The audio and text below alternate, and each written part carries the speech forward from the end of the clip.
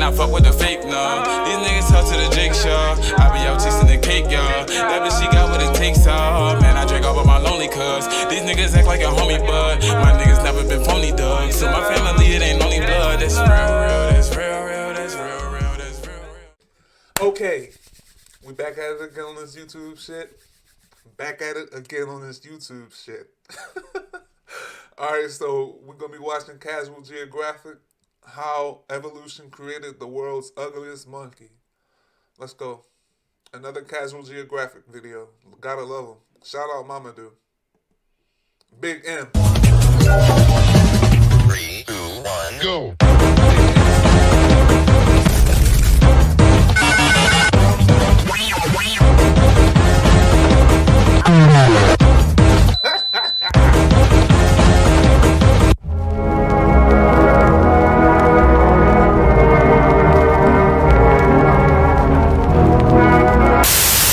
Why is that bag on your head? Why? Oh, no reason. Except you gave me the ugly! You know, when they say survival of the fittest, it's more like survival of if it works, it works. Because they didn't mean fit as in abs, arms, and selling supplements on Instagram. No, they mean fit as in like how good are you at staying alive long enough to make more of yourself. For example, you won't see a turtle with a Gymshark sponsorship. Yet a mobile boulder has been running the same playbook for a good 200 million years. And it's on islands where evolution really goes off one. You see, the thing is, because islands have more of a cap on how many people can be alive at once, islands have more specialist species than generalists. It's kind of like the job market. The more competitive it gets, the more DMs you get from people pushing Forex or overpriced underquality knives. So it makes sense for the oldest island in the world to have the most creatively questionable creatures on its roster. India divorced itself from the continent of Africa an estimated 150 million years ago, and then proceeded to lose custody of its love child about 60 million years after that, and Madagascar has been on its own ever since, meaning its residents have had nearly 90 million laps around the sun of character development to figure life out, which is how we ended up with the ugliest monkey in the world. Matter of fact, the first time scientists saw it, they legitimately thought it was a squirrel nature tried redrawing strictly from memory. It wasn't until about 100 years later that scientists realized that the eye is actually a primate, meaning this dehydrated gremlin is closer to you than to any squirrel. Although it's not a monkey, like I said, it's actually a lemur. Although I don't blame them for taking one look at it and being confused. The eye is built like an identity crisis. It has the body of a monkey, the ears of a bat, the bushy tail of a fox, the dental plan of a rodent, and hands that would have gotten it burnt at a stake in Salem. Even its name is more complicated than it needs to be. Most people say that the eye's government came from the Malagasy phrase, I don't know. As in, they were so disgusted by a fetal golem that they didn't even want to utter its name. Imagine being so aesthetically upsetting that the people naming you decide you're not even worth an identity. Like the name on your wiki is pretty much, I don't know. The ugly stepchild of Madagascar only really makes sense once you see what it does for a living. Form is function, and the eye looks like animal casserole because they're I know they eat like tree-bound insects, and they have this long index finger, and they like tap to see where the insects are or something like that, and they pull them out and eat them. I've seen documentaries on these things before. Specialists on steroids. Their favorite foods are the grubs that Lion King did a really good job of making actually look good. They use those huge bat ears to listen as they drum on pieces of wood. And once they hear a hollow spot, they use that beaver type overbite to drill through the wood, all while using that tail for balance, as they do this in complete darkness, which they have to since the eye is the world's largest nocturnal primate, which is a title that really means next to nothing since they're still small enough to have to only be active when the sun goes down, and so do their chances of being put out of commission by birds of prey or the biggest op to lemur life. But being the largest means they're not the only nocturnal primates out there, and arguably, not even the ugliest, because the tarsier legitimately looks like it's having an internal mental health crisis. But like with the I don't know, form meets function. And this perked out primate having the biggest eyes relative to the body size of any animal means they can take in as much light as possible. This means this pocket-sized primate can hunt in total darkness while also avoiding being snatched up and turned into calories themselves, even though they look fundamentally disturbed by their own existence. Maybe that's why they pull their own plugs in captivity. Eyes don't have to factory reset themselves because there's plenty of people that'll do it for free. That's because I didn't mention the weirdest thing about them. Eyes have 6 fingers and one of them's 3 times longer than all the others. And it also happens to be their middle finger. So when this gremlin goes for groceries, it taps on trees like a Jehovah's Witness going door to door. And it's after using those never not growing teeth to invite themselves in that they use that demonic digit to scoop the grubs out. And if you've ever held an eye's middle finger, you've both lived my dream and probably thought it was broken. When in fact, that finger has a ball and socket joint that essentially gives it 360 movement. movement. Basically, the way you can move your wrist and your hand is the way this rehab chipmunk moves its finger. That finger is great for grabbing grubs, but also for another favorite pastime of theirs. That pastime being mucophagy, meaning eyes might not choose their nose, but they sure as hell pick them. And that finger's long enough to pass through the nostrils and reach all the way down its throat. And despite the gag this video gave me that I'm gonna have to edit out, it's not painful for the eye, just to anyone watching. We don't really know exactly why they do this. Some scientific evidence suggests that eating it helps boost our immune system, but honestly my search history is cursed enough, I'm really not trying to go down that rabbit hole. But you see, this is the kind of stuff only millions of years of character development in an isolated area can lead to. I mean, that's exactly how we got the ugliest frog in the world. And I know beauty's subjective, but I defy you to try and defend that. This frog has a name that sounds like I'm trying to test guidelines, and it's found only one place in the world, in the South American Lake Titicaca, which it's named after. And it's because of where it lives that this frog looks like if Kermit ever snapped and went full Buffalo Bill. Lake, I'm not gonna say it again, is the world's highest elevated lake at 12,500 feet, where there can be only a third of the oxygen. Lake Titicaca. Swag. That's a hell of a name. Lake Titicaca. Lake, I'm not gonna say it again. Here it is. Lake Titicaca. You'd expect at sea level. So because frogs can breathe through their skin, the frog's extra post-liposuction looking skin means extra surface area to absorb oxygen, which is what makes it the ultimate specialist, since the skin that lets it live up here would almost certainly get it packed up and put on a shirt anywhere else. Which is also why if you Google scrotum frog, two things will happen. You'll get this struggle toad's mugshot and you'll end up on the same watch list as me. Unfortunately, despite looking like a grown man's hairless undercarriage, the frog with the name often gets deprived from life by people using it for food and medicine. Eyes also have to worry about getting turned into past tense by people, but for almost the opposite reason. You see, I was kidding with the whole gremlin thing. I actually think they're kind of cute. Beauty is in the eye of the beholder, and according to locals, eyes don't behold in nothing. Despite being a lemur that literally identifies as a woodpecker, locals were so terrified of it that they would murk it on sight. And here's where their biggest flex becomes a curse. Because according to folktales, not only was this primate a harbinger of evil, if it ever pointed that freakish middle finger at you, you might as well lease a casket since it meant you'd be a was sooner than later. One myth even said that if you didn't go out of your way to sign its obituary first, the eye would break into your house and relieve you from life by stabbing you through the heart in your sleep. Obviously, it's not even close to being true, but imagine being such an assault. That's not true. How could a bunch of people be confused about that? Why would this animal ever point its finger at you? That's something that humans do, point fingers. On the eyes that people decide that oxygen is wasted on you. It's the opposite of pretty privilege. It's like a disheveled disadvantage. And this homely handicap is a big reason why the eye is endangered.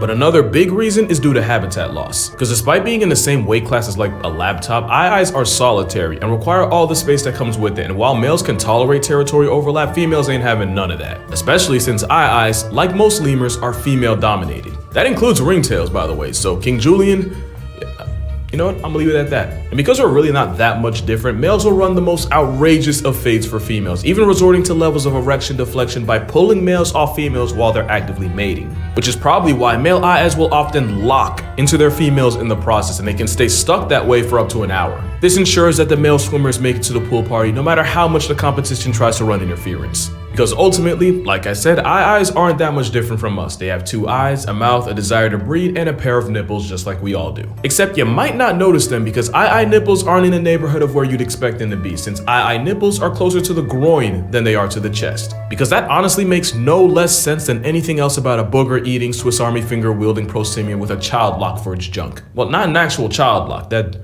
be weird.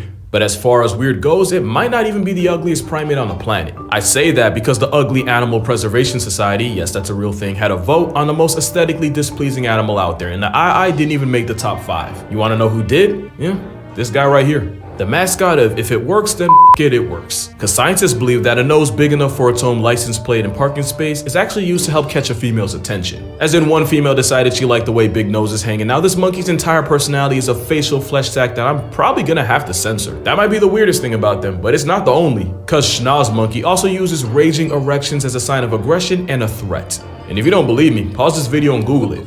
Oh wait, you probably won't see them in zoos, and the internet says it's because their specialized diet is too difficult to replicate. But I really think it's because no zoo wants to end up with a lawsuit because a proboscis monkey felt insecure and decided to mentally scar a child. You probably won't see one of these either, but for different reasons. The snub-nosed monkey is like the shadow clone of the proboscis. Instead of a massive flex on its face, it instead looks like it could unlock Voldemort's phone. These monkeys, especially the golden snub-nose, have to live in the cold mountainous forests of Asia, and it's believed that the snub-nose helps prevent it from getting frostbite. And yeah, in typical evolution fashion, the monkeys with a no-nose got to live long enough to pass it down, and the ones that didn't, well, you don't see them around for a reason. And like I said, in some cases, we're really no better than them, since black snub-nosed monkeys will actually use natural lipstick as a way to get attention. Except with them, it's actually the guys whose lips get the Kylie Jenner treatment, and the males with the biggest and brightest lips get the best pick of partners. Red lips are one thing, but one monkey managed to take it even further. For so long, we didn't know why the Wakari cosplays as Red Skull with a receding hairline. Turns out, just like with the snub-nosed's lips and this monkey's proboscis, it's what beauty standards in nature look like. Scientists now believe that the bright red color correlates to health and reproductive fitness. We know this because when a Wakari gets sick with like a malaria parasite or something, its face will get so pale it'll almost be white. So the redder in the face this crimson chimp is, the healthier he looks and the more females he gets to poke. But the thing with specialist species is, they usually only live in one place and they're usually also endangered. The Ai is no exception. In fact, at one point we thought they straight up got discontinued back in the 1930s until we accidentally rediscovered them over 20 years later. And today there's believed to be anywhere from 1,000 to 10,000 of them in stock. Which isn't great, but they're still doing better than the ugliest animal in the world. So you remember how I said Nosebee over here was voted in the top 5? Well, you wanna know who was number 1? It was actually the blobfish. The fish that looks like a deflated whale fetus auditioned as a piñata. But honestly, I don't think there's an animal we did dirtier than the blobfish. The streets probably didn't tell you, but this is what they're supposed to look like. It's just that their address happens to be in the bottom of the ocean. So to survive pressure that would turn any one of us into a chalk outline, the blobfish has few muscles, even fewer bones, and no swim bladder. They're basically just a pile of waterproof gelatin with eyes. And you remember the whole form is function thing? Well, if the blobfish looked more like a regular fish, it would instantly flatline and have its insides forced out of its mouth. The problem is, when blobfish get caught in trawling nets and get pulled up, the same body that spent millions of years evolving to live in the crotch of the ocean basically falls apart in itself on land. So yeah, we basically memed a soul-deficient corpse and called it ugly. And in their defense, if the most attractive person you know got airdropped into the blobfish's neighborhood, no amount of personality would save their face from what the water pressure would do to it. We don't know how many blobfish are left in the world, but consensus says it's something like 400. So yeah, the blobfish definitely got screwed with the whole ugliest animal title. That dishonor definitely should have gone to this thing. It's a Damascus goat, and like the blobfish, evolution didn't hoe this animal. We did. Thanks to selective breeding, we created a goat that looks almost cute as a baby, but then grows up into the steed of Satan. So basically, we pugged a goat. But these goats are incredibly like an ogre in the face. That shit look like a Shadow of Mordor ogre. I've never seen that before. That's a goat? valued for their milk and meat, and getting a purebred one will set you back a good $5,000 or more. Not only that, but this one was named the most beautiful goat in the world in 2008. So I guess the moral here is no matter how rough you might think you look, you're always going to be of value to somebody. Even if you look like you took a steel chair to the chin. And even if you look like something God made on a deadline. But that's going to do it for this video. Make sure to check out my TikTok and Instagram for more consistent content while you're waiting for the next video. And if you'd like to support this incredibly questionable content beyond just subscribing, my Patreon's also going to be in the description. But as always, never feel like you have to give anything. That aside, make sure you drink water, hug your mother, be glad your lady poker doesn't have a child lock on it, and I'll see y'all in the next one. Hey, oh, what's this?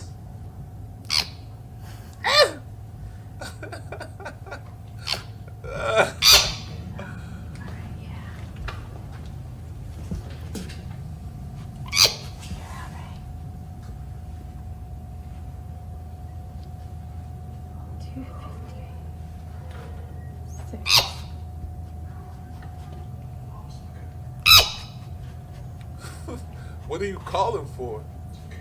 What do you want? Never mind. Fuck it. Alright, well, that's that. Big Mama Do. Casual Geographic. Make sure y'all follow that man on TikTok if you're not already. TikTok, Instagram, and Patreon. Go support him. He's great. His videos are great, as you can see. And it wasn't just about the ugliest monkey.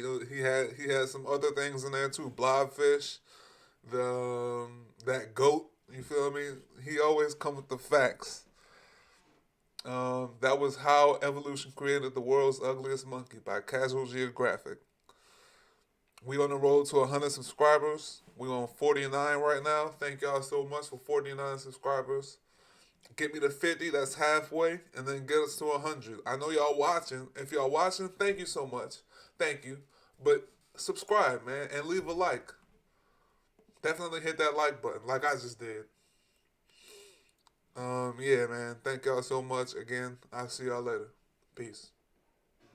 I cannot fuck with the fake, no. These niggas talk to the Jake Shaw. I be out tasting the cake, y'all. That bitch, she got what it takes, y'all. Man, I drink all by my lonely cuz. These niggas act like a homie, but my niggas never been phony, dog. So my family, it ain't only blood, that's real.